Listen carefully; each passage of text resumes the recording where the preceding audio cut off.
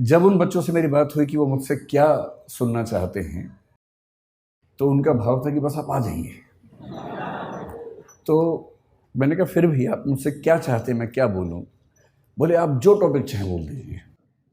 तो मैंने एक टॉपिक उनको भेजा कुछ, तो फिर उन्होंने 5 भेजे, जिसका भाव ये था कि आप जो बोलना चाह रहे हैं वो तो ठीक नहीं है, इनमें से कोई देख लीजिए।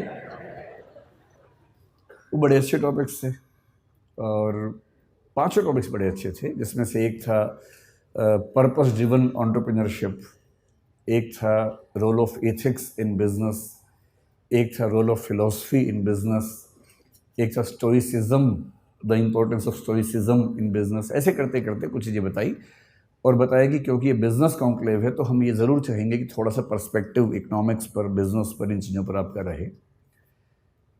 तो वो टॉपिक्स इतने प्यारे थे और एक डाइवर्सिटी इंक्लूजन पर था, और आज 14 अप्रैल का दिन डॉक्टर अंबेडकर का जन्मदिन भी है, तो डाइवर्सिटी इंक्लूजन की बात आज के दिन करना तो वैसे ही बड़ा मानीखेज है, मीनिंगफुल है।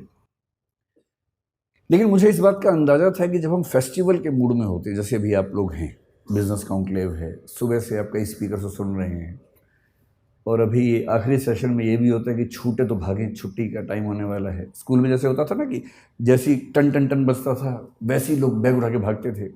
आपने बैग अपने पैक कर लिए होंगे, उसमें बुक्स और बोतल पैक कर ली होगी, तो अब आप इस मूड में होंगे कि जल्दी ख़त्म हो तो मामला निपटे।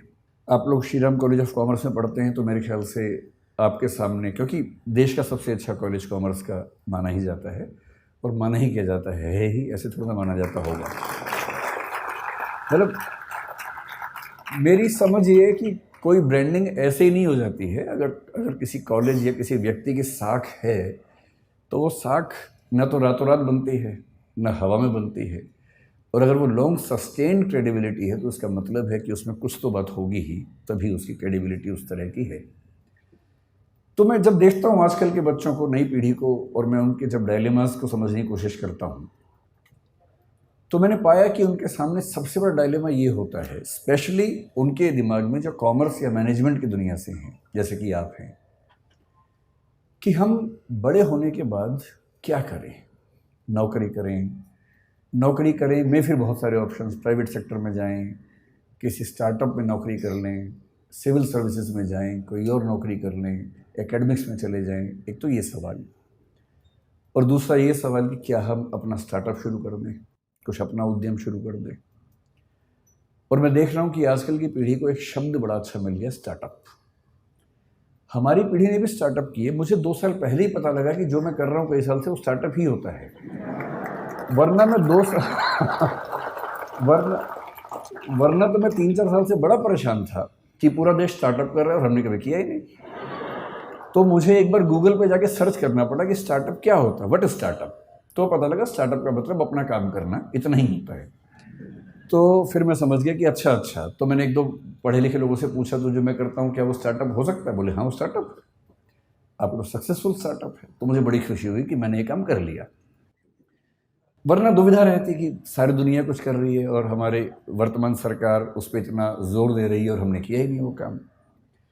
आप लोग संयोग से हमारे पूरे भारतीय इतिहास के उस दौर में हैं। मैं इस पे आता हूँ 2 मिनट के बाद, इस वाक्य को पूरा करूंगा, उससे पहले एक संकेत करता हूँ। हर देश में जो इकोसिस्टम है उसमें सपने अलग अलग होते हैं, और ये आपके सपने दरअसल आपके सपने होते नहीं हैं। आपके सपने आपके समाज के सपने होते हैं जो उसने आपके मन में बैठा दिए। ऐसा संयोग नहीं है कि हमारे पास जो बच्चे आते हैं उनमें से बिहार, उत्तर प्रदेश, राजस्थान के बच्चे आमतौर पर सिविल सेवक बनने के मूड से ही आते हैं। और यदि मैं उनसे कहूँ कि कभी अपना स्टार्टअप सोच के देखो, तो उनके चेहरे पर ऐसा भाव आता है कि मैं क्या सोच रहा था और आप मुझे किस लायक समझ रहे हैं।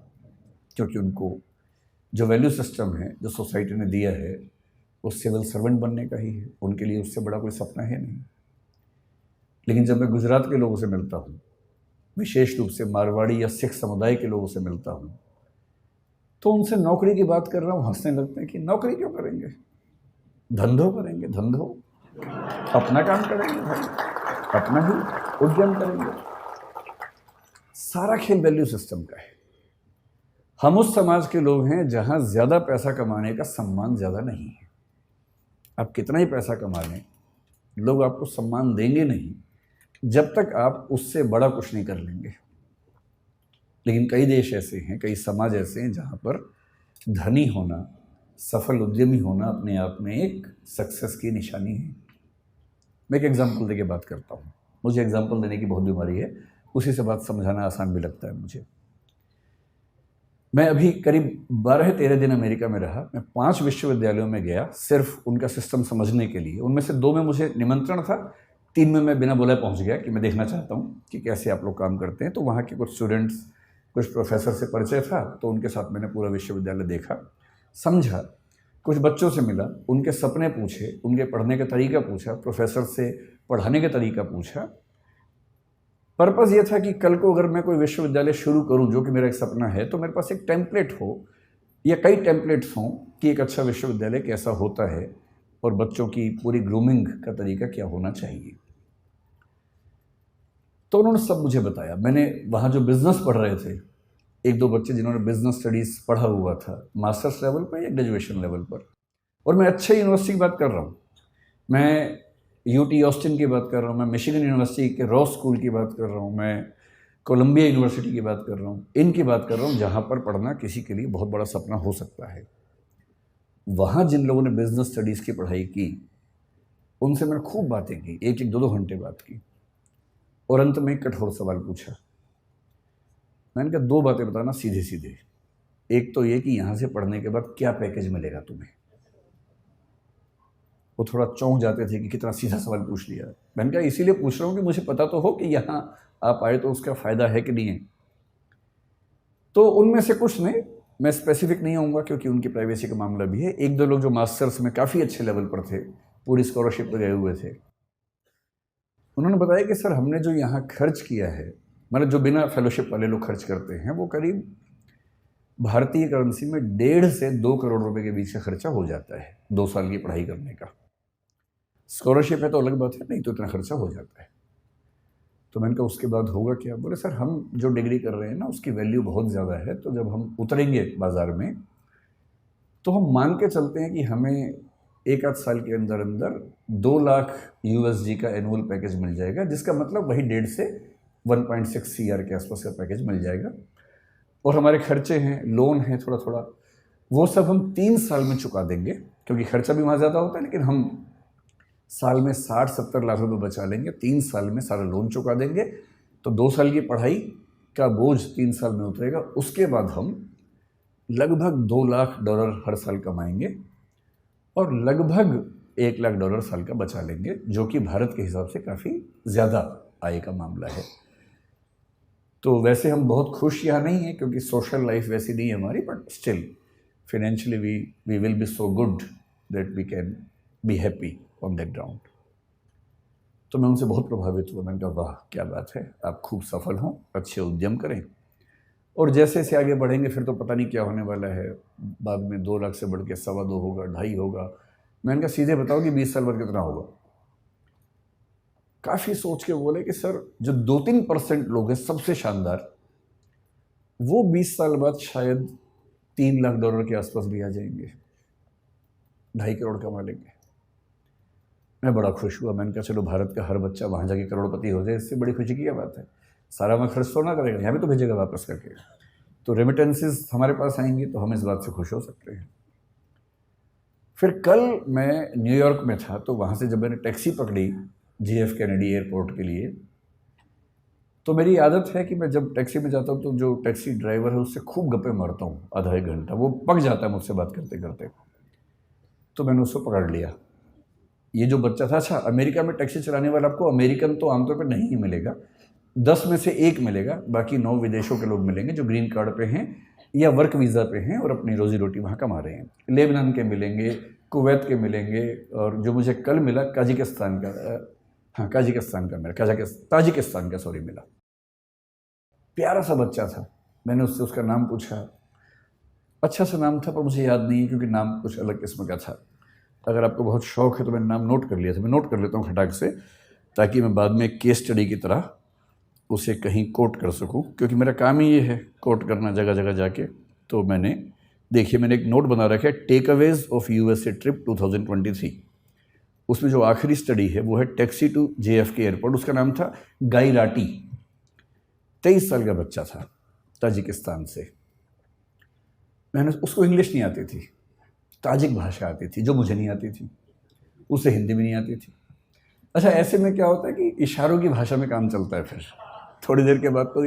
और इशारों की भाषा यूनिवर्सल है, और अंग्रेज़ी इतनी उसको आ गई थी कि सेंटेंस का स्ट्रक्चर नहीं आता था ना, बाकी तो आता ही था। आई, गो, ताजिकिस्तान, ईयर, तो इतना बात समझ में आ गया था कि साल में एक बार जाता है। तो इस तरह से सिंटेक्स के बिना जो भाषा काम करती है उस भाषा में काम चल रहा था। तो मैंने पहले उससे पूछा व्हाट्स योर नेम। उसने घूर के देखा, मैं कहा नेम, वो समझ गया नेम पूछ रहा है, तो उससे बताया गाई राटी।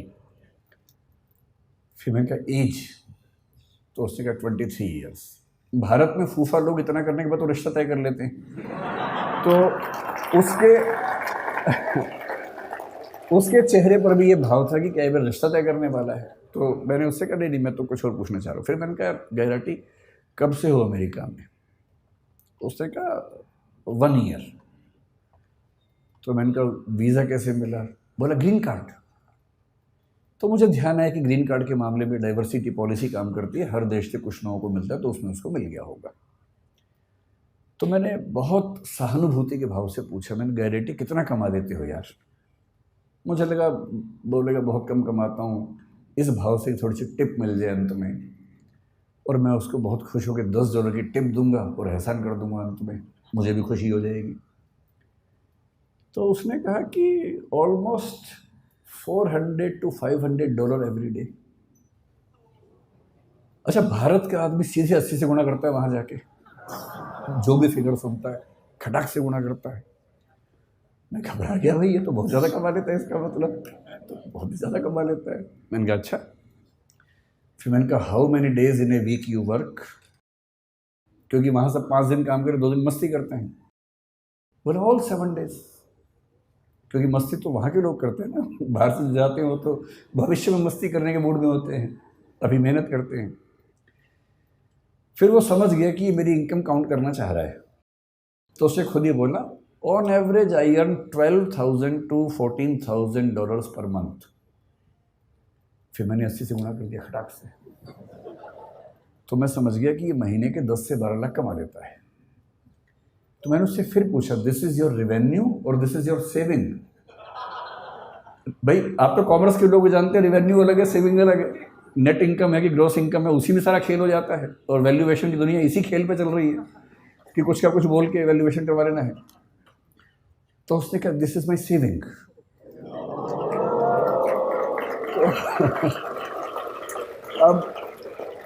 अब मुझे घबराहट होने लगी, क्योंकि वो 10 से 12 लाख महीने का कमा रहा था, और उसको 12 से गुणा करूंगा तो 1,20,00,000 से 1,44,00,000 हो जाएगा साल का, जो कि 2 साल की MBA करने के बाद 3 साल लोन चुकाने के बाद भी लगभग उतना हो रहा था।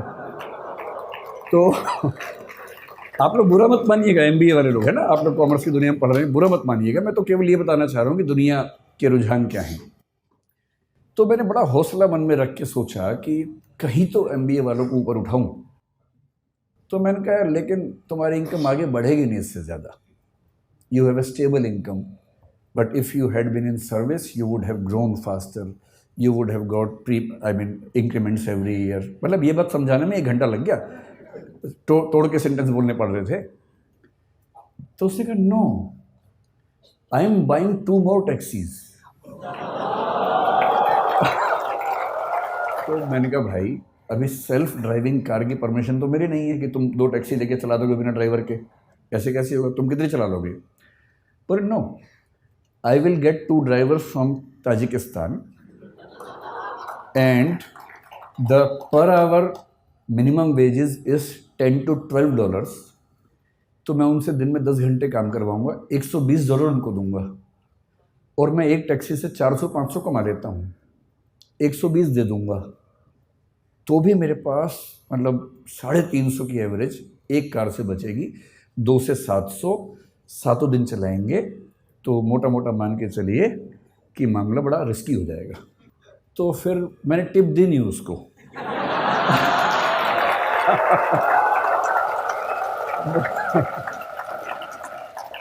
मुझे चिंता थी कि जब मैं उतरूंगा कहीं वो मुझे टिप ना दे दे थोड़ी सी कि भाई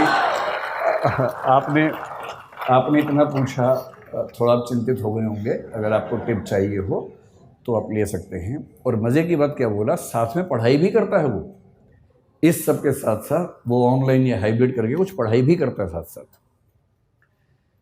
तो मुझे लगा कि श्रीराम कॉलेज ऑफ कॉमर्स के लिए सही केस स्टडी मिल गई मुझे, क्योंकि यहाँ बिजनेस कॉन्क्लेव में तो ऐसी बात करनी चाहिए। तो मैं अपनी बात को केवल 10 मिनट में सार इस एनेक्डोट के माध्यम से समझाना चाह रहा हूँ। आप लोग अभी युवा हैं, जिंदा हैं और सपने देखते हैं। जिंदा होने का मतलब वो नहीं होता है ना।